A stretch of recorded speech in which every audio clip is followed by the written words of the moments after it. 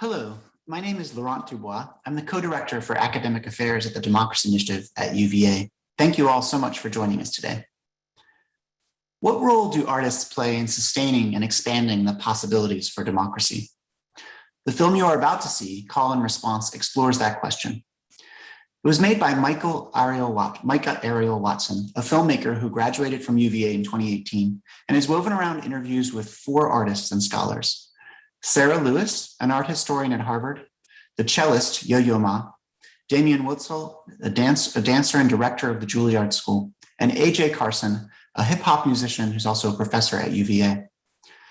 As Lewis explains in the film, art speaks to one of the key questions in any democracy.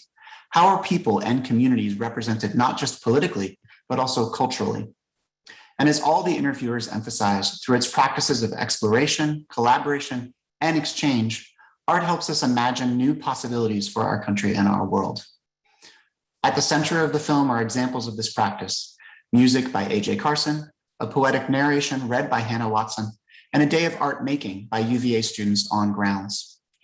We hope this film is the beginning of a larger dialogue and set of projects here at UVA exploring the vital links between art and democracy. Thank you. We've been singing about change since the sorrow songs. We the people. A broken invitation birthed a remixed proclamation, the work of scarred hands crafting an imperfect union. The relationship of art and democracy and justice is an urgent consideration, I think, for our current moment. One of the central tenets of a representational democracy is the right to be represented justly, but that doesn't only mean that we look to the law for this work. As a cellist, what I try to do is to use the medium of sound to report on what I see in the world. I think that democracy,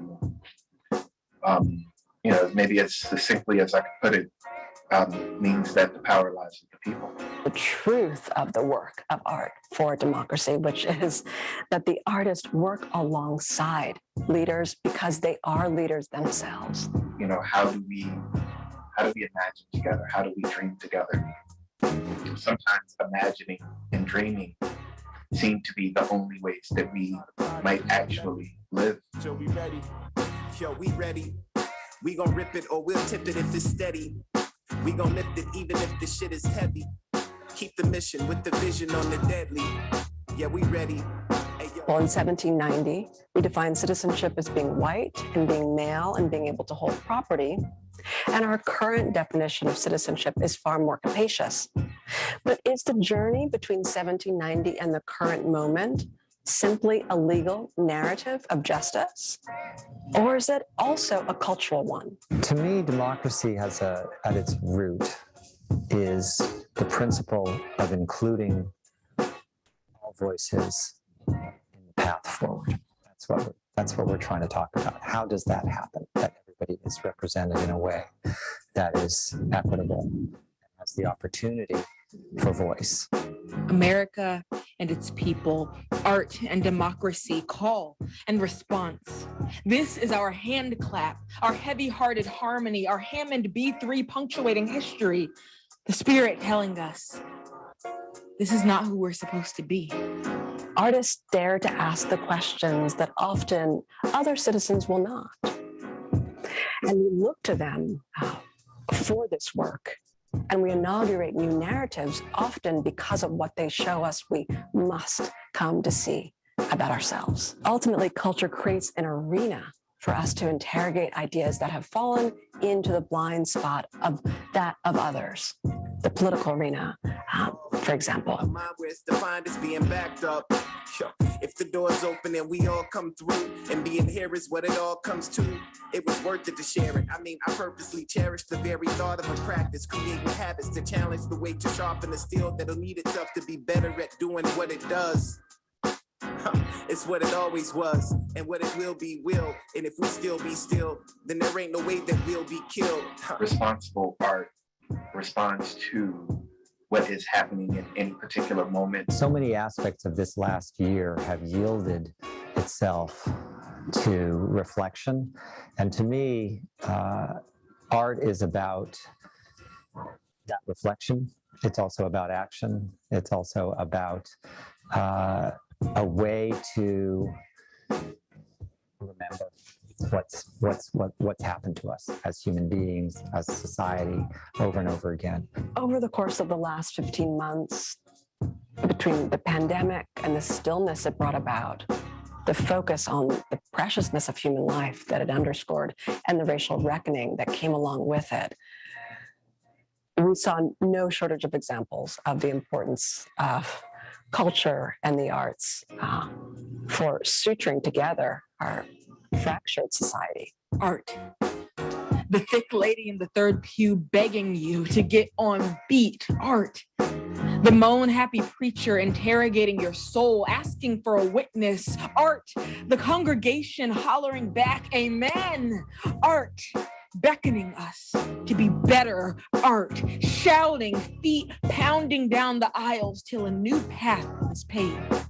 I think that we should probably be listening a little bit more intently to those things. It's not that they aren't being made. I think that it has something to do with our listening practices. And so if we were better about actually listening to the art that the people are making, then we might have a better idea of who we are and who we mean by we when we say that. Art.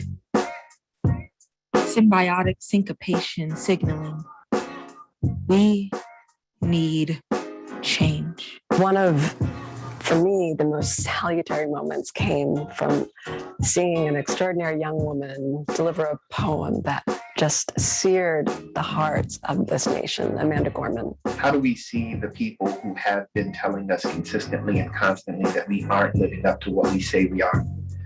How do we become audience to art that comes from people who have been consistently cut out from the conversation? How do we see ourselves in something that is made by someone we tell ourselves isn't us? And so I'll just read a few lines from the poem. If you are present and you are seeing things, you must take a stand. You have to be a part of things. And your time is your time. I think that what happens when you have a memorable moment that's truthfully transmitted and it lives in somebody else as a memory, and they connect to someone else with that magic, wisdom, or whatever it is, society goes on. We cannot just have a vision of justice. We must be able to envision ourselves in that vision for justice to be served, for the right to representation that we all deserve. And she ends by saying, so we might be able to know ourselves in the reflection, so we might roar back to the vision there. Art. Questions. Our voice. Amen. Ha. Yes. All right. Yeah. You thinking that I'm here because you let me? It's the system, not the person that upset me. Let me interject. When you say that you accept, I don't care if it's a yes or a no, you're gonna get me. Unapologetic, thought it, so I said it, want it, so I go and get it. Went and got it, now it's all around us. Talk the truth about it, when it was a dream and when it started happening.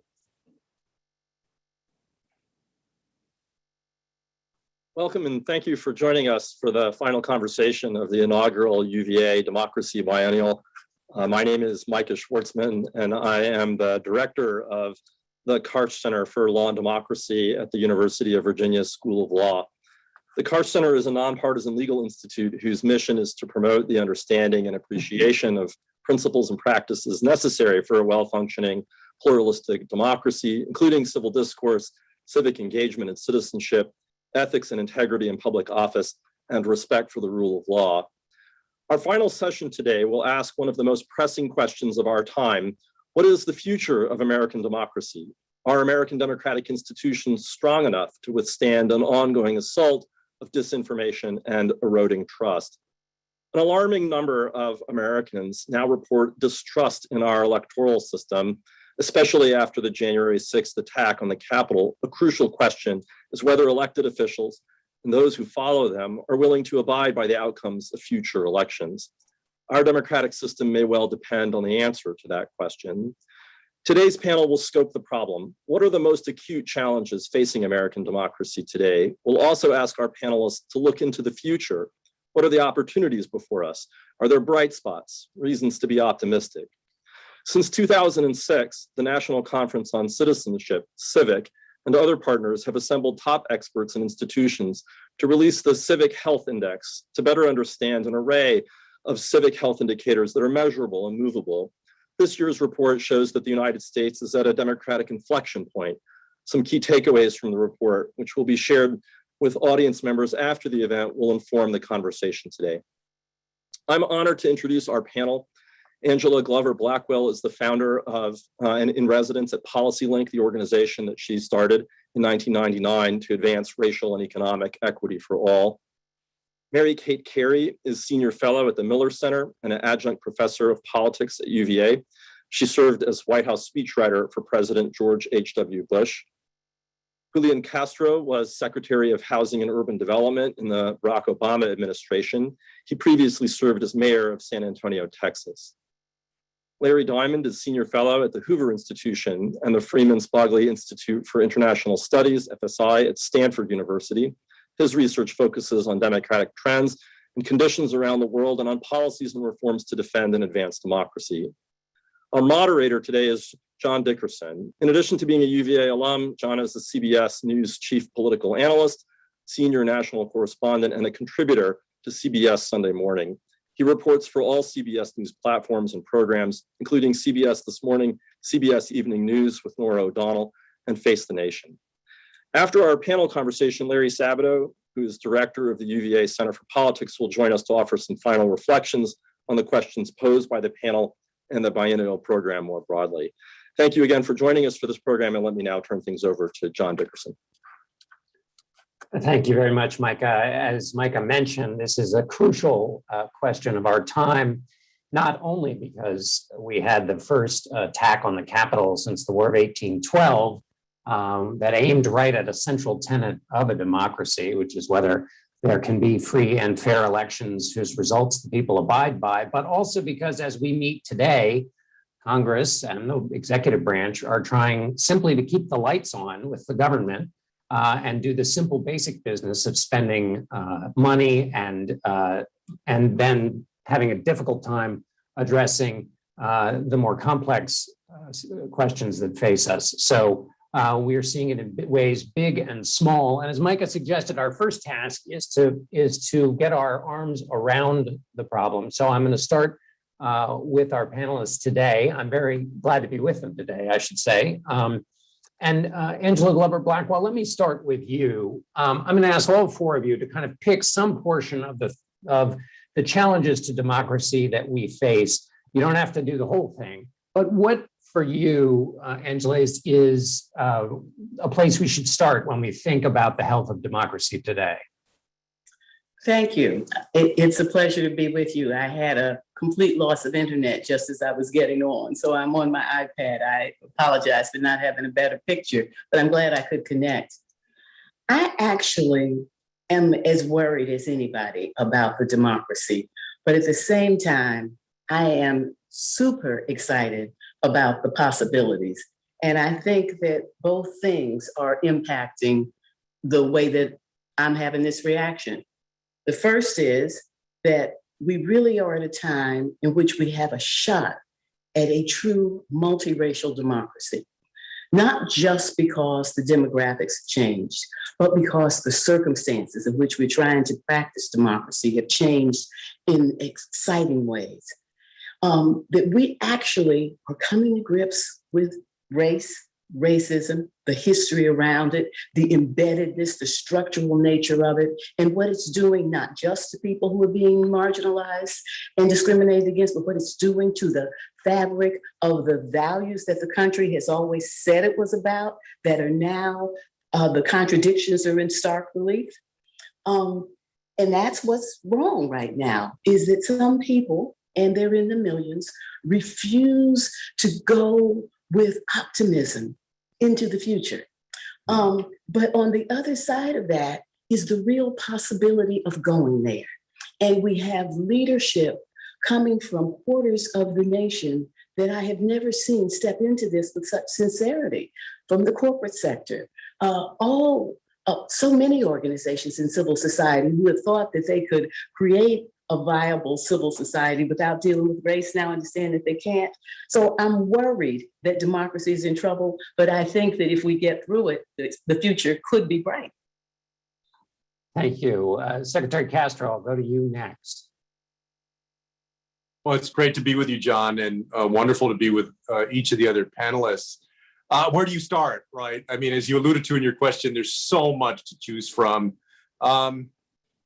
You know, if I had to start somewhere, I would say a growing anxiety around the changing nature of our demography in this country that is fueling a lot of the polarization that we see today, that gives rise to the ability, for instance, of a Secretary of State here in my home state of Texas just yesterday to suddenly call for an election audit only in the biggest 4 counties in Texas because that was requested by Donald Trump. You know, we can tie that to Donald Trump, but I think it goes deeper than that and it affects our democracy. And I think what's undergirding that is really a history of bigotry and an anxiety about a changing America. And that's nowhere more true than in Texas, where you can see that every day. So that's just one of many things that we could pick to talk about. Mary Kate, where would you take hold of this question of the health of democracy and what worries you or gives you hope at the moment? Well, I'm like Angela. I'm an optimist. Anybody who knows me, I'm coming to you today, and it's great to be with you all from the great state of Wisconsin. And I was at the Ryder Cup the last couple of days, and I want to tell you, it's the opposite of everything I've been seeing in Washington. I saw ticket holders dressed as the Statue of Liberty, 2 George Washingtons. Abe Lincoln is here. It's just a joy to see all the spirit and the enthusiasm for our country. So on a lighter note, though, I do think, I mean, on a more serious note, I do think there's plenty of things to be concerned about. But the one that bothers me the most is that we are losing sight of the foundational values that this country was started with. If you look at what my friend Jonah Goldberg calls the miracle, it's if you look at the last 10,000 years that humankind has been on Earth, it's only been in the last 306 generations, you could say, that we have seen jaw-dropping declines in poverty, in violence, in infant mortality. We've seen vaccines. We've seen man go to the moon. All the miracle, as Jonah calls it, of our modern civilization.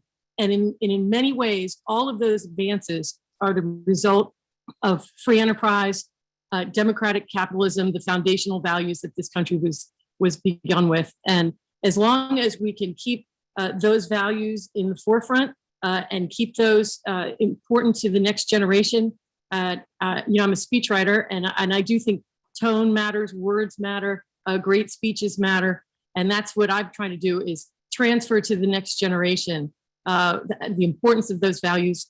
And I think that is how our democracy will move forward, is to make sure that young people are aware of the aspirational nature of our founding, and that we still have a long way to go, but we have produced all men are created equal, resulted in the end of slavery and in women like me getting the right to vote.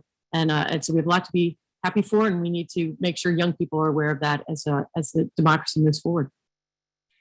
Larry, I'll conclude this first round of getting our arms around this question with you. What's your diagnosis here about the health of democracy at the moment?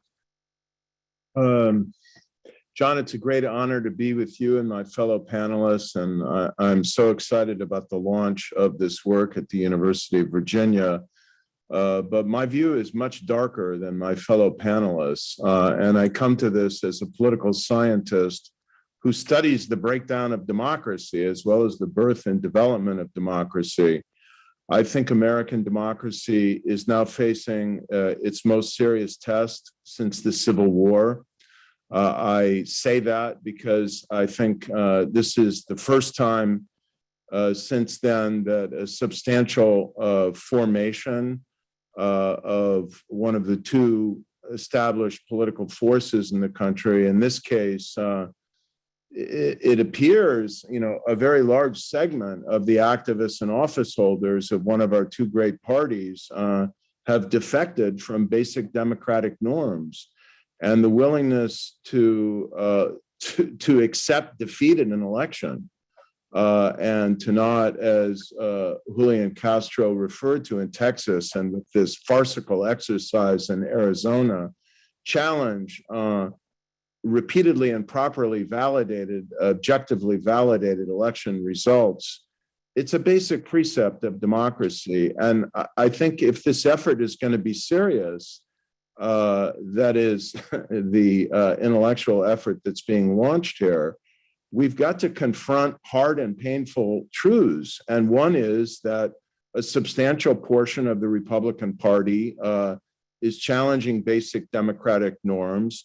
The first authoritarian president in American history, Donald Trump, is now, I'd say, more likely than not to be the Republican nominee. If things continue and we can't secure the institutional architecture of the next electoral cycle, I think there's a better than even chance that he will be able to succeed in doing what he failed in doing in 2020, which is to, if he does wind up losing what would probably be a close election, to overturn it in ways that he's now preparing to do. And I am very, very deeply worried about the near-term future of our democracy. Well, let me pick up on your point there, Larry. And let me ask you, Mary Kate, ask it this way. I want to ask you to answer for the Republican Party at the moment, but you mentioned speech writing and values, and one of the ways that values are transmitted is through words, through actions. But there has been, particularly with President Trump and in the Republican Party, a delinking between some of the rhetoric and then some of the behavior. There's always been some of that in politics. But we do seem to have a crisis in epistemological reason in politics right now. You have the majority of the Republican Party thinks Joe Biden not only shouldn't be president, but is unlawfully the president based on a set of facts that are not in evidence. In other words, they believe something that isn't so. How do we have a healthy democracy if one of the two major parties, or let's just say more broadly, if huge chunks of the American electorate have their own set of facts that are directly contradicted by reality, and yet they maintain them? Well, that is a very difficult question, but you're right that this has been a problem in American politics for a long time, the disconnect between the words and the actions. But I would also make the argument that there's a very tight group in Washington of Republican and Democratic speechwriters. We all know each other, and we understand that tone makes a difference and civility. It's usually not the speeches that are the problem. Usually it's the late night tweets, it's the ad libs, it's the hot mic they didn't realize was on, that kind of stuff. So it's usually not the speeches that are causing the problem. However, having said that, I do think there is plenty of concern. I'm not sure it's the majority of the Republican Party who thinks that Joe Biden should not be president. I think there's a very vocal crowd that feels that way. But I think most Republicans think the way forward is not with Trump. I'd be very surprised. I have to respectfully disagree with you, Larry. I'd be very surprised if Donald Trump's the nominee, because I think it's becoming clear that Donald Trump wins elections for the Democrats. He energizes their base. And so if you look at what some of the elder statesmen on the right are saying, it's you go with some of the Trump agenda which was supported by a lot of voters across the board, not just Trump loyalists, and take his personality out of it. And I think that's the way forward to talk about the free markets, the immigration policy, the economics that he was standing for. And I think that's where the Republican Party is heading, not tying themselves to Donald Trump's personality, because I think they realize that it boomerangs and it's causing the left to win elections. Secretary Castro, you have had to participate in the political arena. One of the places people see troubles in democracy is the role of money, the role of gerrymandering, the role of self-sorting, people moving into neighborhoods with other people like them, which leads to a lack of interest in what the other side is thinking. As someone who's participated in politics, where do you see the most dangerous forces in, including also the rise of or the power of the primaries to push parties to the ideological left or right? Where do you see the problems in the structure of politics as you participate in them? Well, I mean, I think right in front of us, we have one now that the census numbers are in, which is around redistricting. And the ability of politicians to manipulate those districts so much so that the elected officials who are elected in those districts, whether you're talking about the congressional level, state representative, or municipal offices, oftentimes have zero incentive to talk to anybody that disagrees with them. And it's not just talking to folks that disagree with them or considering their opinions once they're in office. It runs all the way from the birth of their campaign. They're only knocking on doors for people of their own party. And at that, they're knocking on doors of people who have a consistent voting history within primaries. And then for the general election, focusing on folks within their own party. And, so I think that electoral reform in the form of the For the People Act, and then also, of course, the John Lewis Voting Rights Advancement Act, could go a long way to helping address that, particularly because it's partially retroactive, the For the People Act, right? And so it would capture some of the shenanigans that we've seen over the last year. But deeper than that as well, I feel like, we've gone from a society where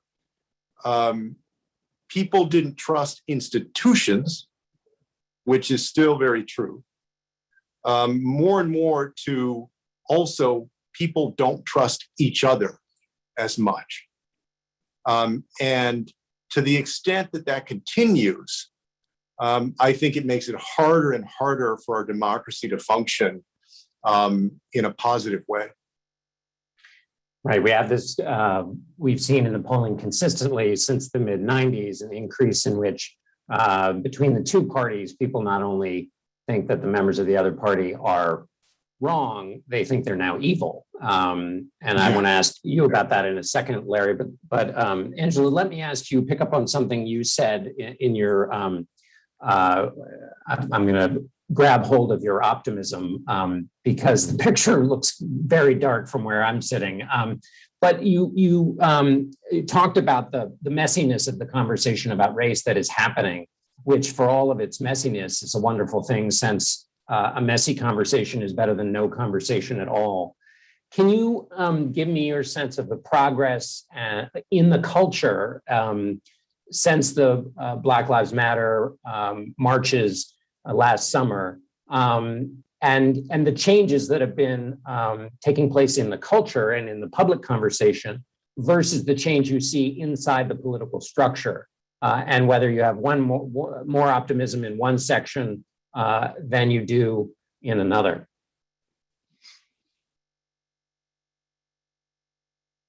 Angela, I believe you're muted. There we go. Okay. I wanted to start by taking on two assumptions in your question. One, that I am optimistic, and two, that the race issue is messy. I didn't intend to say I was optimistic.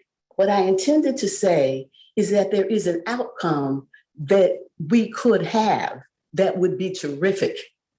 Now, whether or not we're going to have it is an unknown. And I get where Larry is coming from. I understand that description completely. And that could all happen.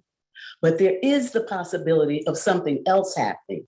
And if enough of us get behind trying to make that happen with our voting, with our courage, with the conversations that we're having, with the narratives that we develop, with a sense of stick-to-itness, that might happen. I didn't say that we were in racial messiness. I said that we were in a racial reckoning, which is different. It may be messy, but what I am grabbing onto is the variety of people who are willing to talk about it, trying to understand their role in it, trying to interpret where things are now based on that historical analysis. And having been singing this tune for decades, there has never been a time when more people, one, hoped that I would be right, or are willing to listen and question their own approaches. And so when you ask, is it in the politics or is it in the people? The politics really look terrible right now, but the politics can be totally informed by what it is the people want. And there are a whole lot more people who want what I want for different reasons. Some people are just afraid in living in a lockdown state where you can't go out and walk the dog without being afraid of getting killed. Some people just don't want to live in that place, and they know that that is the direction that part of this country wants to go. Those people are willing to do something different. Many people see an opportunity to realize the values that we've been talking about in various ways and never understood how far away we were from those values. And the last thing I just want to offer is if you find yourself in a dark cave and you realize that there are rats in that cave and there are rivers in that cave, and you run into a group of people who have been managing in that cave for decades, you want to finally listen to them because they can tell you about what's going on in the dark corner of the world that they've been living in and how to be able to manage it and where the paths are to the light that they've gotten close to in the past, but never had enough people to form a human chain to be able to crawl out. That's where the people are who've been left behind in this country all this time. And finally, people are joining and saying, how do we help you get to the light? Because we'll all be able to get to the light. Larry, you mentioned the dire stakes at the moment. How important do you think it is that the country spend time looking at what happened on January 6th? Because it's quite possible that the Democrats lose control of both the House and the Senate. And so the investigative abilities will run out. It's obviously in the Republican Party's interest to move past the 6th of January. But we should remember that the leader of the Republicans and the leader of the leader of the Republicans in the House and the Senate blamed the sitting Republican president for January 6th. That's not and I guess what I wonder from you is how much that is central to illuminating some of these questions about challenges to democracy, or how much you think that is a part of a much larger examination that you think is necessary at the moment to ensure the health of American democracy. Well, John, the irony and the difficulty of the situation we're in is that we have to do multiple things at once. We have to pursue, I think, long-term structural reform. Maybe we'll begin to have time to talk about it a bit later in this conversation. And we have to pursue near-term democratic defense. We need to pass legislation right away to secure our electoral process and the right to vote and the institutional foundations of free and fair elections. And we need to build bridges, even in the face of the partisan divide, that will result from the effort to pass, Julian, if I can say so, with all due respect, I think the For the People Act is kind of moot at this point. And the challenge is, can we get the bill that Amy Klobuchar and Joe Manchin and many others, it's pretty broad coalition, agreed upon, the Freedom to Vote Act, which is a pretty good bill. It's got quite a lot of what was in the For the People Act. And so, John, we've got to do a lot of things at once. And I think one is we must get to the bottom of what happened on January 6th and whatever responsibility the President of the United States at that time may have had for indulging it, if not encouraging actively and invoking it, to ensure that that kind of violent assault on a precious institution and institutional process of American democracy never happens again. I repeat, even if it requires, I pray to God that Senator Manchin will agree to this, a narrow and one-time carve-out or departure from the Senate filibuster, I just think it is an overwhelming, urgent priority for the defense of our democracy that we pass the John Lewis Voting Rights Advancement Act and the Freedom to Vote Act.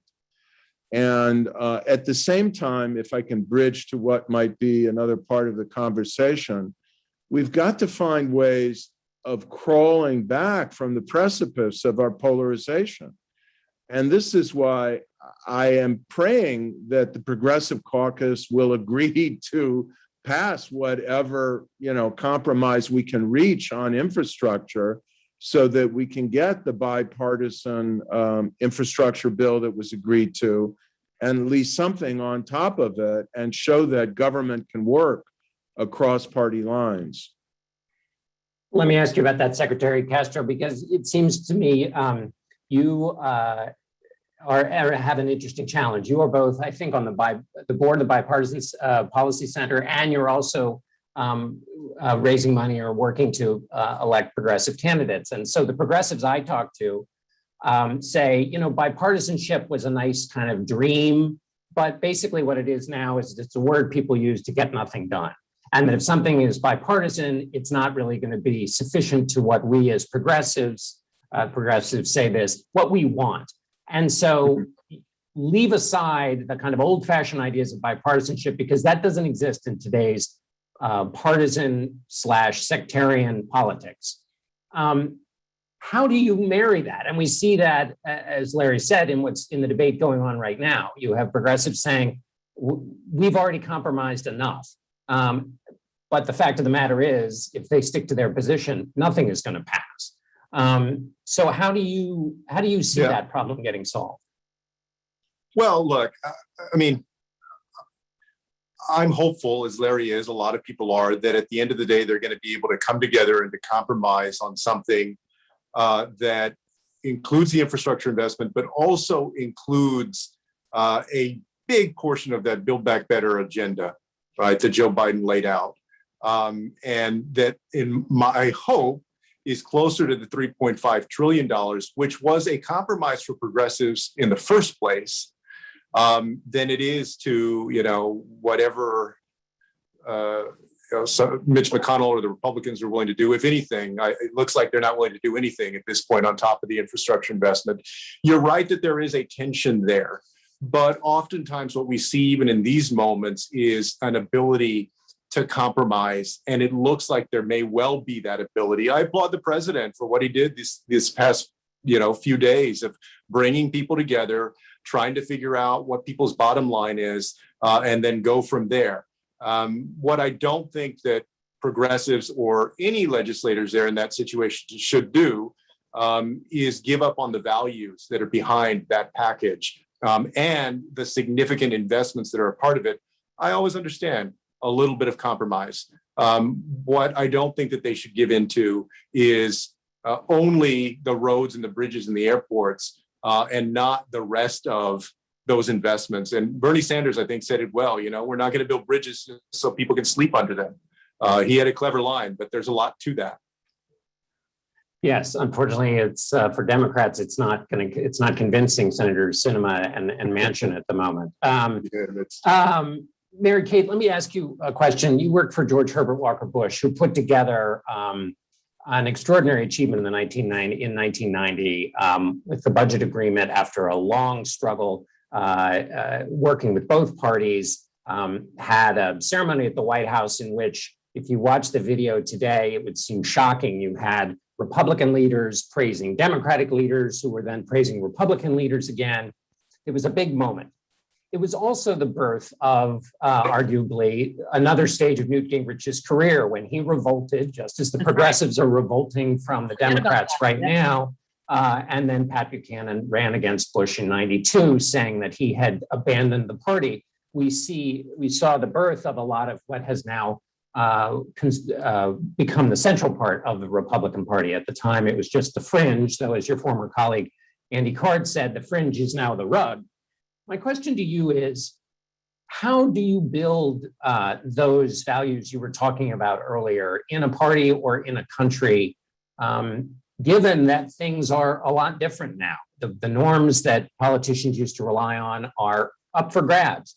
January 6th put the idea of an election up for grabs. A lot is up for grabs. And with so much up for grabs, how do you build a common conversation either within a party or within a country?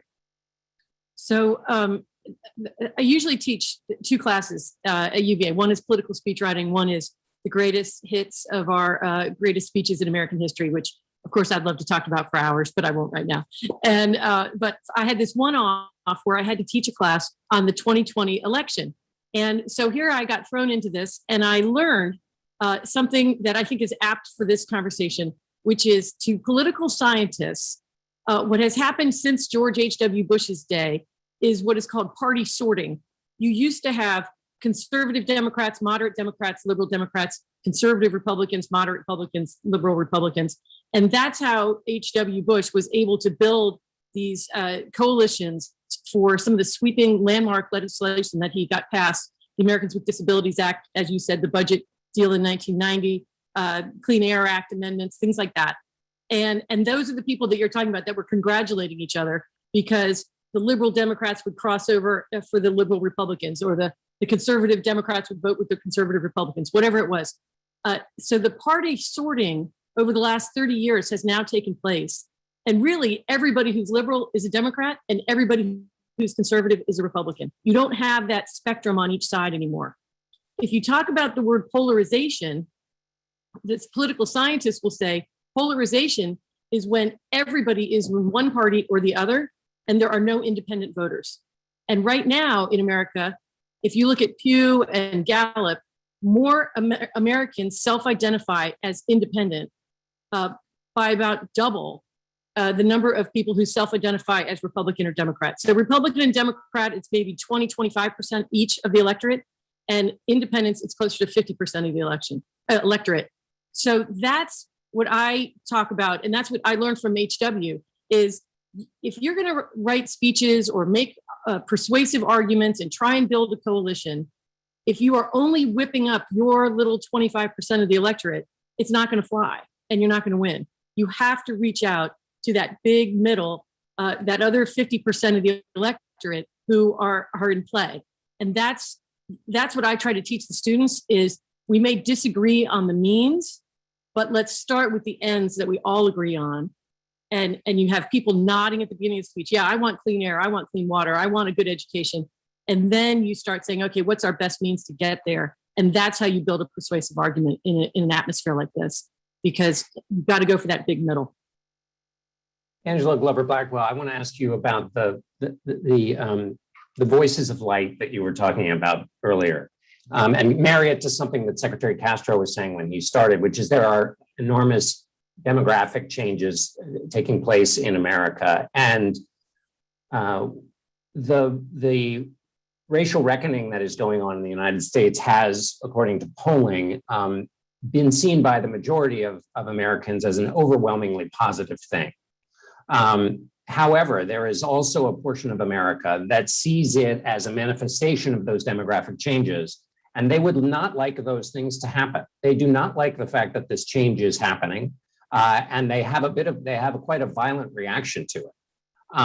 How do you speak to that? How do those voices of light speak to that constituency, which is reacting violently to what people were marching in the streets after George Floyd's murder. And that was, again, as I say, overwhelmingly popular in terms of the broader part of America, but there is a portion of America who sees those developments as a threat. How do you speak to that portion? I actually don't. And I feel it would be foolish to try to. I think that that middle that we were just talking about is where I spend a lot of my time trying to have conversations.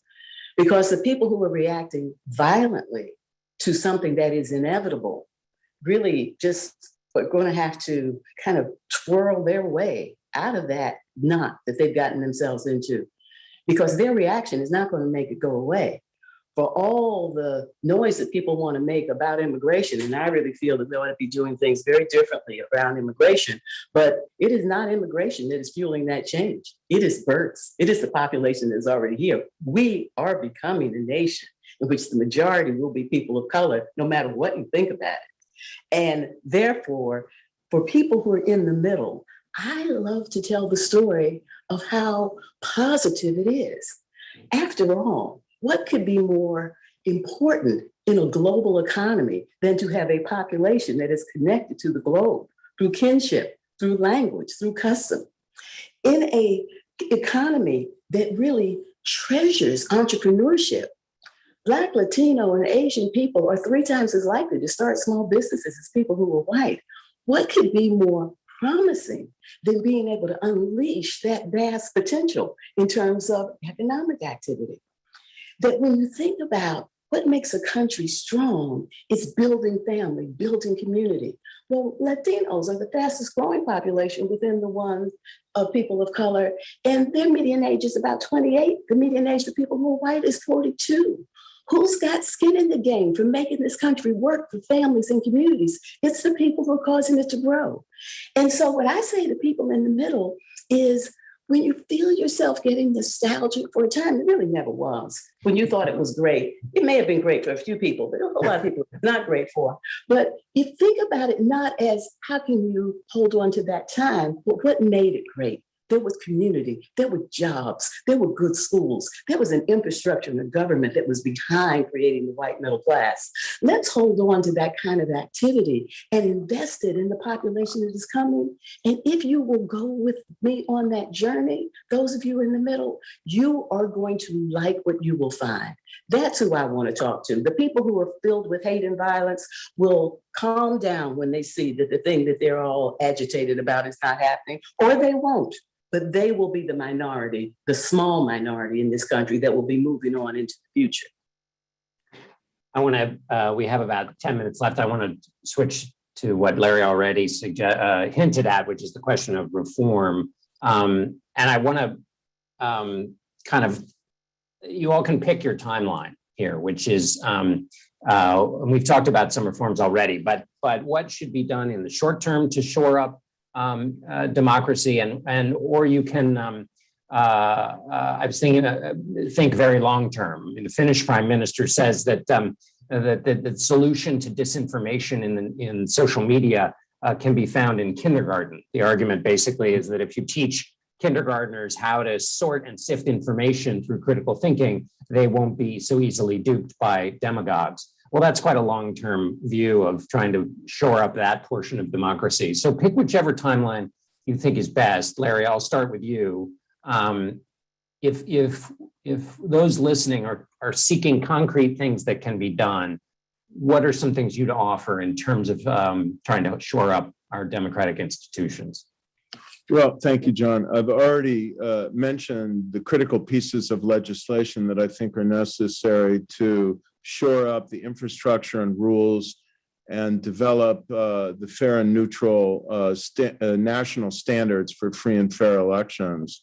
I would add to that as a medium-term goal with respect to the assault that Brad Raffensperger is under now in Georgia with a primary challenge to his bid for re-election as Secretary of State, the Trumpist assaults on other positions of Secretary of State. You know, these positions should not be elected partisan positions. What other country in the world elects from a partisan platform the chief electoral officers of their state? This is ridiculous. It should be a nonpartisan career administrative position.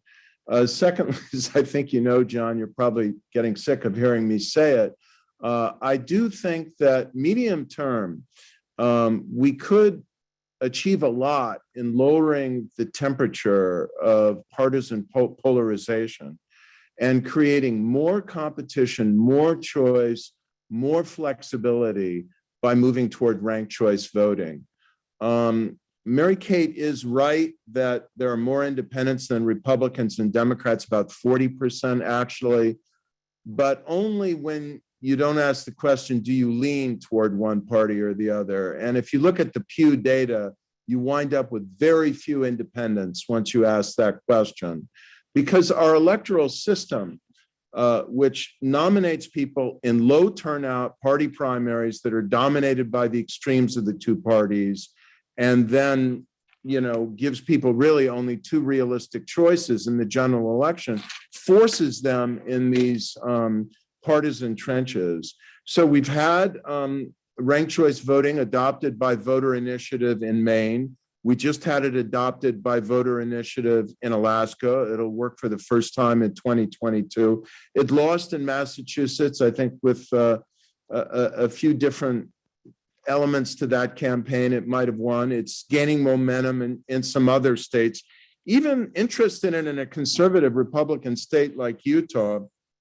So that's one of the things, John, that I would bet on as an institutional reform from the grassroots up at the state level in the coming years. Secretary Castro? There's still a lot.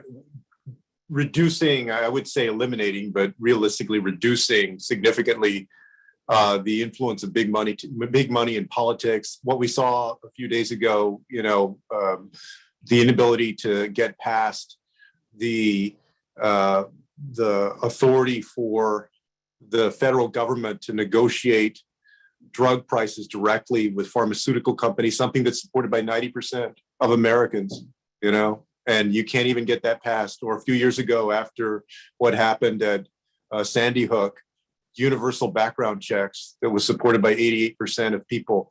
People watch that, and that adds to the disillusionment that they have with their government.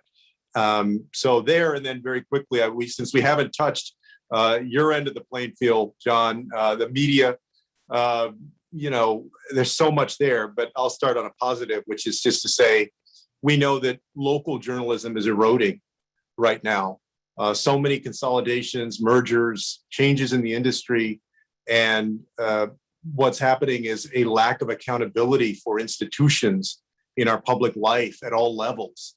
And we need to figure out a way to shore that up.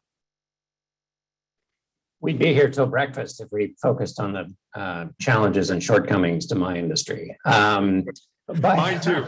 No. Mary Kate, if you want to pick up on Secretary Castro's point about the media, that's totally, or social media for that matter, which we haven't really talked about either. A well-informed republic is necessary to the health of a democracy or to the health of a republic, but you can make the case we're not very well informed and we choose not to be. But give me either take on that issue, or if you have a specific element of reform you think people should think about when they think about trying to improve the situation with our democracy. Well, as far as the social media goes, I think the vast majority of Americans do not consider themselves in that fringe that you were just asking Angela about, that there's very vocal minorities on either end. And that is what is causing a lot of joy, I think, in our enemies who are absolutely interested in promoting the conflict and the divisions of our country. The Chinese and the Russians, I think, are delighting in the social media wars that are going on and are retweeting it, putting it out with bots, that sort of thing. And I think we need to be very aware of that.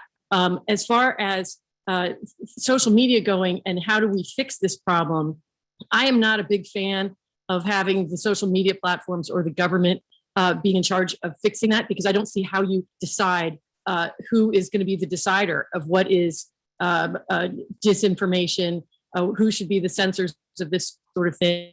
is pretty controversial right now. I think there's a lot of people who think the fact checking going on at the social media companies is pretty partisan. And so what I think is fueling the distrust in the media, in the academy, in any number of organizations is the lack of viewpoint diversity. And the more I hear from my students, the students I teach do not have cable TV bills. They don't watch cable TV. They get their news on their own from podcasts, from documentaries, from newspapers, whatever. They are not watching the Fox and MSNBC and all that sort of thing. And that's where the viewpoint diversity, I think, would establish a lot more trust if people thought they had a voice, if they thought there were people they could learn from the other side. I hear this all the time from my students. They want to hear all sides. The young people do.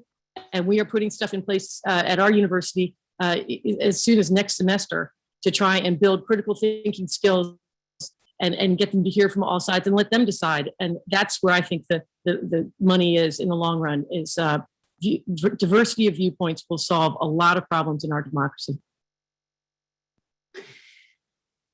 As a fan of diversity of viewpoints, I agree. Angela, I note that you're good. You're unmuted. Let me ask you this question, Angela, on reform or something you would like people to focus on. Give me your thoughts on that, or I'll give you a multiple choice here. If there's not a specific reform you would point people to, what gives you hope? One of the things I'd like to see change immediately in this time frame is talking about the extremes as if they are the same. One group, which gets labeled as extreme in these kind of conversations, wants to make sure that we invest in the infrastructure of the nation, that we provide for people to be able to take care of their elderly parents, that we make sure that we have a robust educational system, and that people who are going to college to serve the needs of the country should not come out with debt that keeps them from being able to live full lives. This other extreme we're talking about wants to kill people, stop people from voting, and go against every value we've ever held. How can we talk about those as if they are just different sides of a coin? That's not true. But the other thing that I think we have to do, getting to the social media issue, is that we have to remake the protocols for the internet. We need an internet 3.0 with protocols that actually deal with owning your own data, transparency, knowing where data and information is coming from. We have to just stop wringing our hands about the evils of social media and do something different. I'm just coming off 2 days at a conference called Unfinished, where we talked about Project Liberty, where we begin to create this internet 3.0. So I want to see us do something to help the American people see the thing that I could be very hopeful about, that there is a better future there. It's just up to us to see it, to get behind it, and to stop acting as if there are good people on both sides. Right. An important distinction there. One, just to clarify what you're saying is, in one category, you have people who have ambitious policy goals with which people may agree or disagree. On the other group that you're talking about, it's not about policy goals. It's about whether they believe in the basic tenets of the democratic institutions. One is a threat to the functioning of a democracy. One is a position held completely within the confines of that democracy, as we've had for the entire history of that democracy. And the two are basically, it shouldn't really even be in the same sentence. Well said. So, Larry, let me ask you a question from the audience. Norman asks about this Washington Post piece by Robert Kagan that's gotten a lot of notice recently. And the headline of it is, "Our constitutional crisis is already here." Do you agree? Yeah, that is exactly what I was talking about, John. And for the reasons that I articulated, let me also, before I go on, acknowledge Angela's point and tie it into mine. I would like to encourage more flexibility and moderation and choice, but Angela is certainly right that when you lay out the spectrum on each of the parties, it's not symmetrical. And it's when you go to the other side of the Republican Party that you find people who are challenging the basics of democracy, like free and fair elections. But Kagan's point rests to some extent, and I don't want to say that it rests only on, but it rests heavily on a point that Mary Kate did, I'd say, reasonably dispute. I disagree with her dispute, but you're in a better position to assess it, John, than I am, which is that Trump will not be the Republican nominee. I think he owns the Republican Party now. I don't see any challenger who can displace him. That may not be true in 2 years when it really becomes relevant. And I think we have in the history of the American presidency, or people who got close to the American presidency, which Huey Long didn't really, which George Wallace didn't really, a uniquely authoritarian figure. And the fact that he has not been condemned and rejected by a majority of Republicans in the House and Senate, the fact that he has not been condemned and rejected by the people who matter in the nomination process in the Republican Party is, I'd say, a deeply, deeply troubling commentary on the state of American democracy. Someone wrote to me after Kagan's piece and said, almost jokingly, and said, wow, I feel like I want to crawl into a hole. And I said, the challenge is not to crawl into a hole, but to become active and vigilant. It is, I believe, a fire alarm situation. I agree with almost everything Kagan said in his seminal column. The only thing I would add about President Trump is there's the question whether he runs again, and then there's the question of whether he created a market within the party for certain kinds of behavior. For example, you would see a competition among some officials to challenge the electoral system based on a set of lies told by President Trump. They are operating in a market he created. Whether he runs or not, he has created a new market in the Republican Party, and that can outlive him regardless of his political future. And that's up to the party to either embrace that market and make it the central one, or shift to a new one, as Mary Kate was suggesting. Mary Kate, let me ask you a question from the audience, which is, how do teachers broach, this is from Joseph, these topics in a way that leads to meaningful dialogue and critical thinking? So, if you have students, how do you introduce them to ideas that might confront their comfort and might confront their ways of thinking in a way to get them to broaden their thinking? Well, one way is to get them to take any topic and have them argue the other side that they violently disagree with. There's lots of ways to do all these exercises we do in class where you have to be in someone else's shoes that you may or may not identify with in any way. And yet you have to stand up and be persuasive about something that you may or may not actually agree with, which is hard because speechwriters, people ask me all the time, have I ever had to write a speech that I morally disagreed with? And I always say no, because you would never agree to do that. You're not going to do a good job if you don't believe in the cause. And so that's one of the exercises. And that's the premise of any good debate club at any high school in the country is to take on a position you don't agree with and build the case and look at it through someone else's eyes. And there's less and less of that going on these days. And I think also having the students read other news sources that they aren't usually exposed to, I think is a great thing. I'm a big fan of sort of aggregator news sites, places like Real Clear Politics, where they have both sides head to head right next to each other. That's the kind of thing I think students are hungry for because they want to understand all sides. They're hungry to learn, at least the ones I'm around. And hopefully that's the case at a lot of other schools across the country too. Secretary Castro, there's a question in here about the Electoral College and whether it needs to go. Let me just turn that a little bit, which is, are we, do you think, in a moment of reform where whether it's the Electoral College going, expanding of the Supreme Court, getting rid of the filibuster, whether any reform would actually be received, or whether there would be essentially, if you could even pass it, tissue rejection by a portion of the country that would see any reform as simply a power play of the party that was able to get that reform instituted? Do we still have a reform mindset in America that could accept something that big?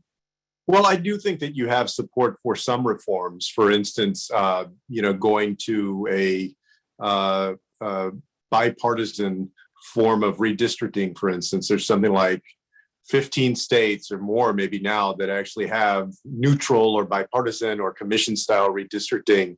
I do think that there are reforms, and a lot of them are in those pieces of legislation that we talked about, but you're right that gets caught up in the polarization where everything that the other party supports, and in this case the Republicans, summarily reject it.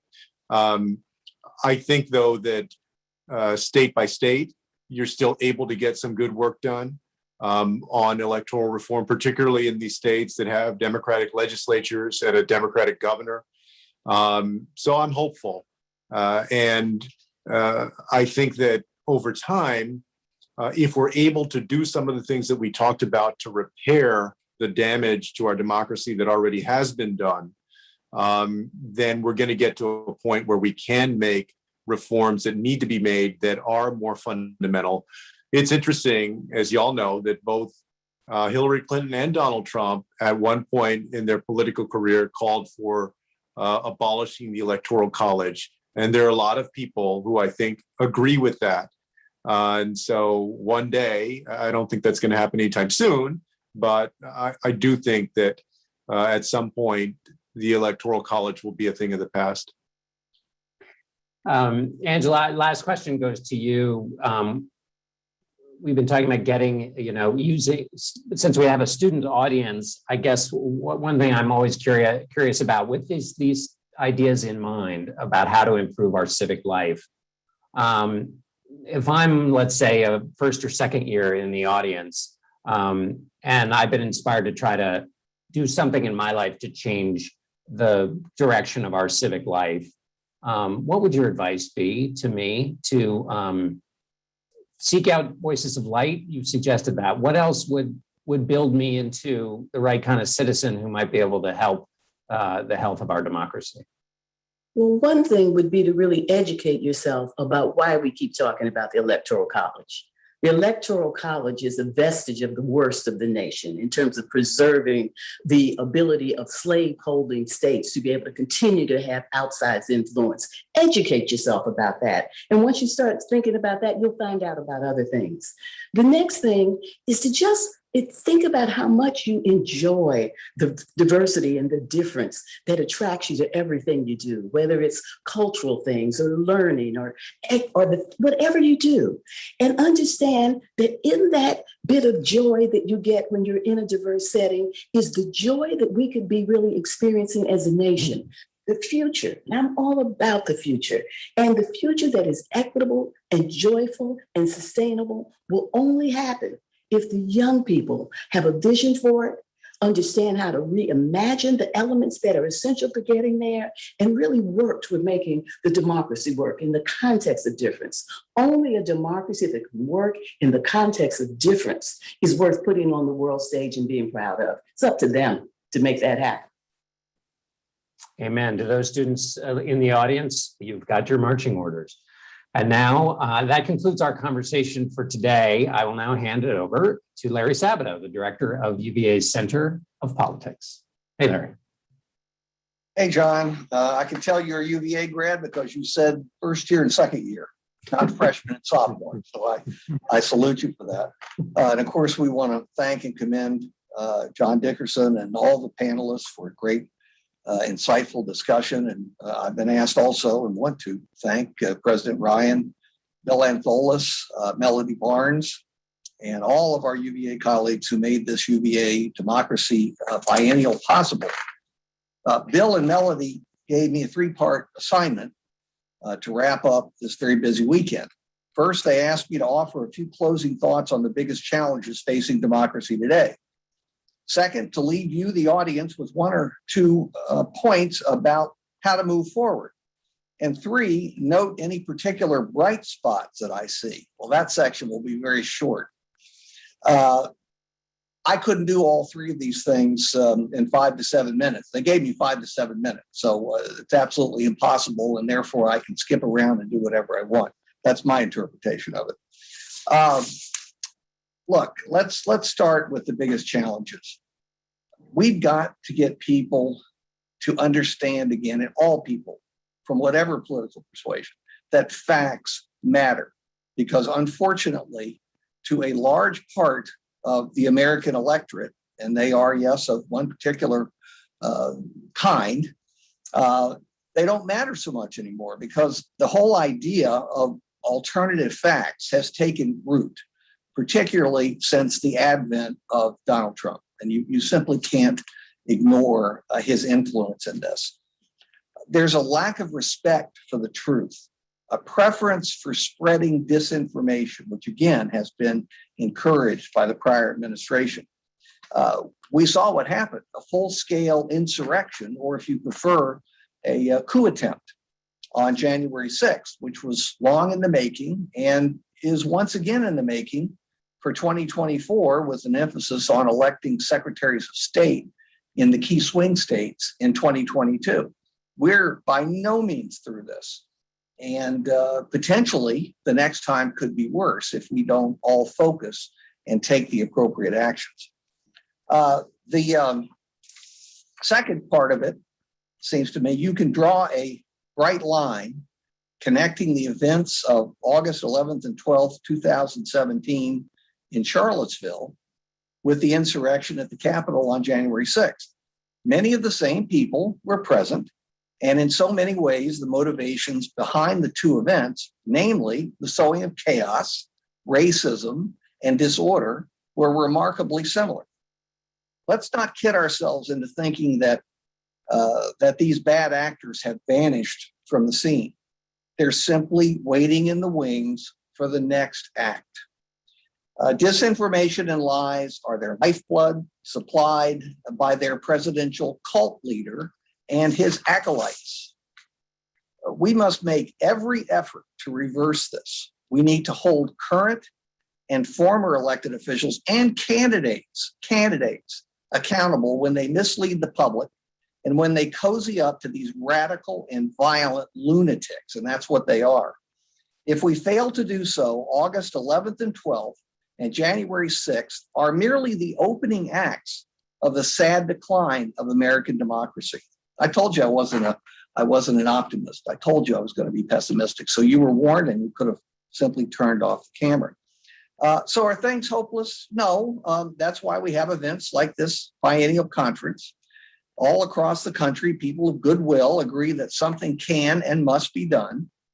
I tell my students that politics matters, and it can be a good thing if they get involved and listen to their conscience. You can either let politics happen to you, or you can be actively engaged in shaping the future direction of your country. And we have to choose the latter. We have to choose the latter. The alternative is too depressing to consider. One of the most encouraging things I've seen in many years here at UVA is a project that our student interns at the Center for Politics thought up and carried through without any direction from the old people, certainly including me. They did it all themselves, and you'll be hearing more about this in the coming weeks. They assembled a remarkably diverse group of students, ranging from the Young Americans for Freedom on the right, some would say far right, and the Democratic Socialists of America on the left, some would say the far left, and everything in between, every imaginable ideological shade in between. And they wanted to have a conversation and learn whether this politically diverse group could defy the odds, counter the bad examples coming out of Washington, D.C. and many of the state capitals, and set aside their partisan differences by finding common ground. In fact, the name of the initiative and the name of a wonderful film documentary that they have put together, one of the students is a marvelous young filmmaker, is called Common Grounds, plural. Again, if John is still listening, he knows that we don't have a campus here at the University of Virginia. We have the grounds. And so common ground, which we all want to find with one another, became common grounds in terms of the University of Virginia.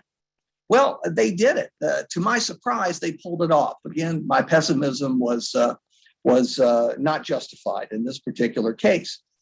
They did it, and exactly what they accomplished and how they accomplished it will be released later this fall in the film documentary that I mentioned to you. Much more important, they're going to use this film to challenge all other universities and colleges in America to come up with their own common ground program. I guess they can call it common grounds if they want, but I think it's going to be very interesting to see which colleges and universities will accept the challenge and what they will do with it to improve the situation that we find in the United States.